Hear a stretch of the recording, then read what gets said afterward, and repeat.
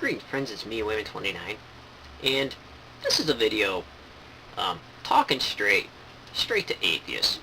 I bashed Christians, talked about dumb Christians and the watered down theology out of evangelicalism. However, there's another problem that I want to talk about. And hey, King Hayden, thanks for the award. It was very kind. I'm having a beer.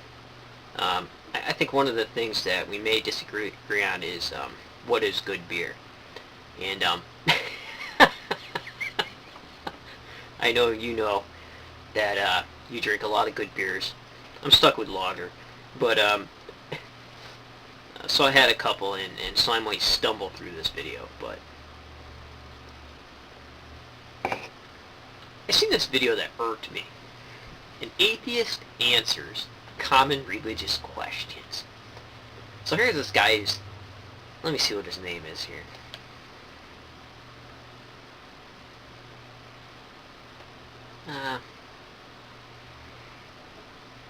Tim Rose, I think. Rhodes. You can watch the video. I'll link it. This is what I'm worried about. I'm worried about atheist intellectualism being cheapened in retaliation to religious fundamentalism. And just like belief systems have cheapened scholarship so that the dummies could get it, simplified it so much that the dummies could get it, here is a prime example of atheism doing the same exact thing. And this is a page out of the religious playbook that I do not want atheism to get into. Because the only thing worse than a Christian fundamentalist with a science book is an atheist fundamentalist with a Bible. It could get ugly. And that's what makes my blood boil about the skeptics' annotated Bibles. There are some dummies out there who think that that's actually a scholarly text, when on the surface Christians dictated how we read the Bible. Why should they? You know? And so based off how Christians read the Bible, why would we make something like the Skeptic's Annotated Bible? It only gives the surface apparent contradictions and issues with the text, rather than actually delving into the history, finding out how it originated and why it's there and how it got there, which is more of an answer to combat fundamentalism, because even fundamentalism doesn't go that deep. And that's what we really need. We need deep scholarship. And cheapening atheist intellectualism will not benefit atheism in their push against religious extremism and religious fundamentalism. And this is what I'm kind of worried about.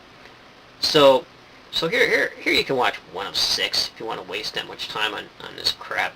So this guy, he's a political, he's got a degree in political science, and yeah, I have a BS in religion, which qualifies him now. He's an ex-Christian, so automatically he's an expert at religion, you know, and he gives a really cheapened view of how religion formed. However, I know the difference. I read a lot of Joseph Campbell, and I've read the role of religion in the past and its role in society and how it formed, which makes a heck of a lot of sense from somebody who's actually read a lot of the mythologies of the world, a lot of the metaphors of the world, and could put it together in a community form. So let's look at that. Let's look at some of the stuff that Campbell has to say about it. I know you guys hate listening to somebody drone on reading, but I'm going to do this.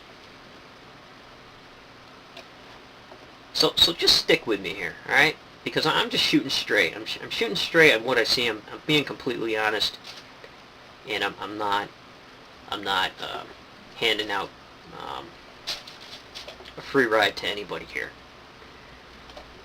Joseph Campbell quotes, "God is a metaphor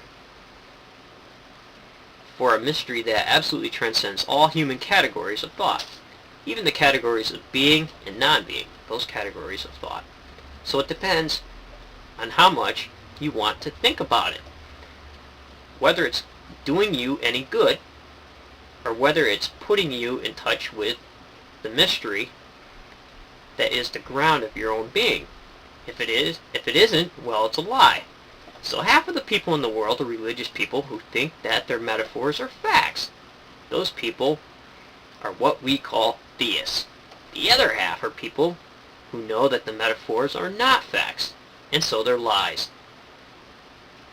And those are the atheists.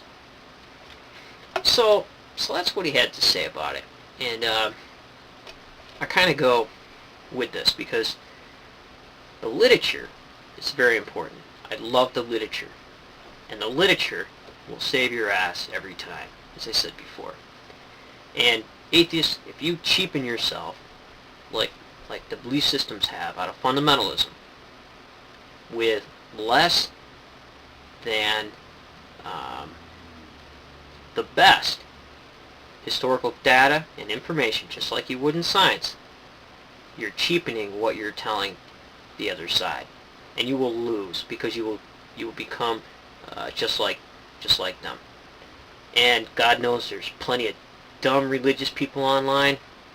You can read the comments, and there's plenty of dumb atheists online, and you can read those comments. And that section is what I'm concerned about and I'm disturbed about, because just like religion has these prescribed answers to every text in order to proselytize, atheism's doing the same thing. Now you have prescribed comebacks with no knowledge of historical background. There's just quick off-the-cuff replies, and it's the answer that's supposed to jam an argument up, a religious argument up. But don't be fooled, friends. I know better. And the metaphor is much more powerful than that. It plays a big, huge role in society, how we relate to one another, and the roles that each person is in. And religion wasn't just thought up by a bunch of dummies. There was more to it. And it was very, very complex. You just have to study it. So, I don't know. I don't know if I really like the simplified atheist worldview on things, because it's no different than the evangelical fundamentalist Christian simplified worldview. So be careful, friends, while you're reading. Get a lot of good information. Read the source literature. It's not going to kill you. It's not going to kill you. It didn't kill me. I'm agnostic. But I need to know what religion knows and more. And I need to know what atheism knows and more. Because if you don't, you're acting just like what you're trying to combat. Take care, friends, and remember, if everybody's thinking alike, then somebody isn't thinking.